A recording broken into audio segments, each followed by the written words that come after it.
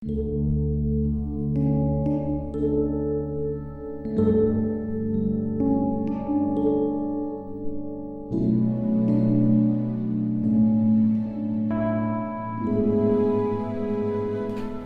pagi saudara yang dikasihi Tuhan. Kita jumpa lagi pada hari Senin tanggal 22 Februari 2021. Pagi ini saya ajak kita menjumpai Yakobus pasal 4 ayat yang keempat. Firman Tuhan berkata sebagai berikut. Hai kamu orang-orang yang tidak setia, tidakkah kamu tahu bahwa persahabatan dengan dunia adalah permusuhan dengan Allah? Jadi, barang siapa hendak menjadi sahabat dunia ini, ia menjadikan dirinya musuh Allah.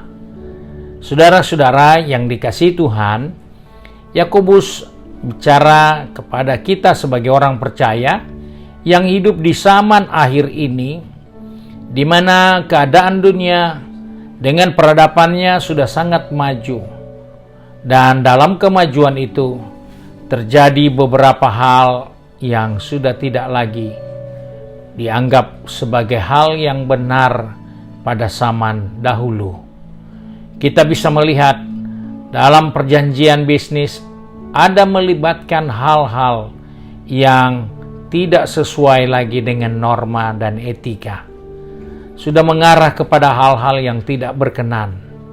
Dan itulah keadaan dunia, di mana dunia ini sedang menuju kepada kebinasaannya. Kita diingatkan supaya jangan membangun hubungan atau persahabatan dengan dunia ini, karena persahabatan dengan dunia ini otomatis menjadikan diri kita sebagai musuh Allah. Dalam hal ini bukan kemajuan yang menjadi musuh Allah.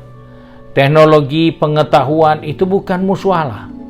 Tetapi pemikiran dan gaya hidup yang merubah hal-hal yang normal menjadi tidak normal lagi. Kita melihat bahwa kebutuhan hidup manusia menganggap ada hal-hal yang tabu sudah tidak lagi tabu. Karena demi kebutuhan hidup, demi mencapai sukses, ada banyak hal-hal yang salah. Nah, sebab itu kita diingatkan di sini bahwa untuk menjadi sahabatnya Allah, kita harus tunduk kepada Dia, menunjukkan kepada ketaatan.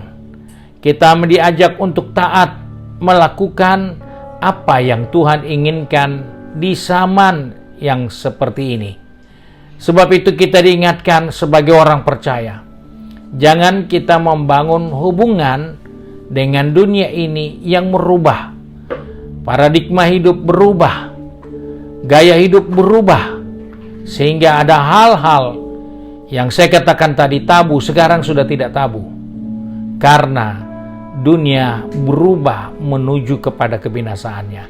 Nah, kita sebagai orang percaya, tundukan kita kepada Allah, penundukan diri kita kepada Allah adalah ketaatan kita di dalam melakukan firman Tuhan. Dan hal yang kedua yang kita harus bangun di dalam menjaga hubungan kita dengan Allah, yaitu kita tidak punya pilihan lain. Yakobus pasal 4 ayat 7 pun katakan, lawanlah iblis, maka iblis akan lari daripadamu. Jadi hal yang kedua yang kita harus bangun sebagai sahabat Allah, bukan kompromi, bukan berdiam diri di hadapan iblis, tapi lawan dia. Membuat dia tidak nyaman. Dan itulah cara yang kita harus bangun untuk menjadi sahabatnya Allah. Kita harus melawan iblis. Jangan biarkan dia diam, karena Alkitab memberitahukan ketika kita berdiam diri dan membiarkan iblis berdiam, maka dia akan cari kesempatan yang baik untuk menyerang kita, untuk memperdaya kita. Sebab itu Alkitab hanya katakan iblis adalah lawanmu. Jadi engkau tidak perlu berdiam, engkau tidak boleh pasif, tapi kita harus selalu melawan iblis. Iblis bekerja dengan berbagai cara. Dalam kehidupan sehari-hari, ingin berbuat baik, selalu yang jahat yang jadi. Itu yang dikatakan oleh Rasul Paulus bahwa iblis tidak senang ketika kita ingin melakukan yang baik, maka yang kita lakukan pasti yang tidak baik. Itulah cara iblis bekerja dalam diri kita sebagai orang percaya. Sebab itu Alkitab dengan jelas katakan, bagaimana kita bisa melawan iblis kalau kita tidak punya pikiran yang berbeda dengan pikiran manusia. Pikiran manusia lebih baik cari kawan dengan iblis. Pikiran manusia membangun hubungan dengan iblis. Kita jumpa banyak orang membangun hubungan dengan kuasa kegelapan. Dan banyak orang tidak mau melawan kuasa kegelapan. Mau masuk jembatan, pamitan sama yang penunggu jembatan. Itu aneh. Tetapi itulah kenyataan manusia. Yang sebenarnya musuhnya manusia adalah iblis. Tapi manusia harus pamitan. Mau berbuat apa-apa harus pamitan sama iblis. Padahal kepada Tuhan yang menciptakan kita, yang menyiapkan makanan minuman kita, yang menyediakan semua kebutuhan hidup kita, kita nggak pernah pamitan.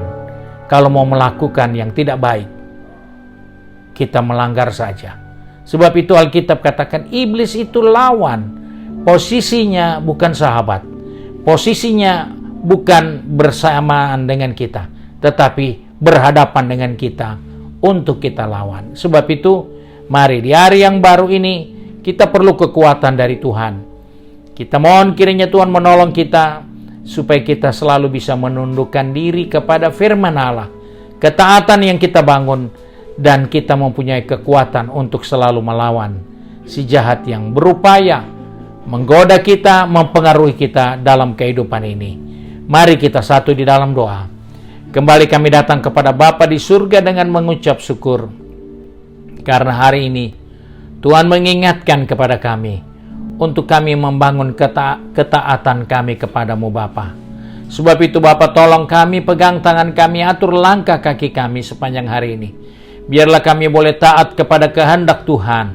Dan lebih dari itu, kami selalu siap untuk melawan iblis yang selalu menyamar, yang selalu berupaya menghalang-halangi kehidupan kami. Bahkan dia dapat menyamar seperti malaikat terang. Tuhan, tolong kami supaya kami tidak terkecoh di dalamnya. Tolong kami supaya kami tidak membangun hubungan dengan si lawan kami itu, yaitu iblis. Sebab itu tolong kami supaya kami boleh mengerti rencana dan kehendak Tuhan. Dan kami boleh siap untuk melawan segala tipu daya iblis untuk melakukan kehendak Allah, sehingga kami menjadi pemenang sesuai dengan janji firman-Mu. Terima kasih Bapa untuk berkat-Mu sepanjang hari ini. Tolong kami yang akan pergi bekerja, berbisnis, maupun yang tinggal di rumah, juga yang sedang kuliah. Tuhan, pegang tangan kami, atur langkah kehidupan kami, supaya kami taat kepada Tuhan, dan kami selalu tidak terperdaya oleh segala tipu muslihat iblis, tetapi kami siap untuk melawan dan mengalahkannya, karena Engkau beserta kami. Terima kasih Bapa. Kami berdoa serta bersyukur di dalam nama Tuhan Yesus Kristus, Juru Selamat kami, majikan kami yang baik dan setia. Haleluya. Amin. Puji Tuhan. Tuhan Yesus memberkati kita semua.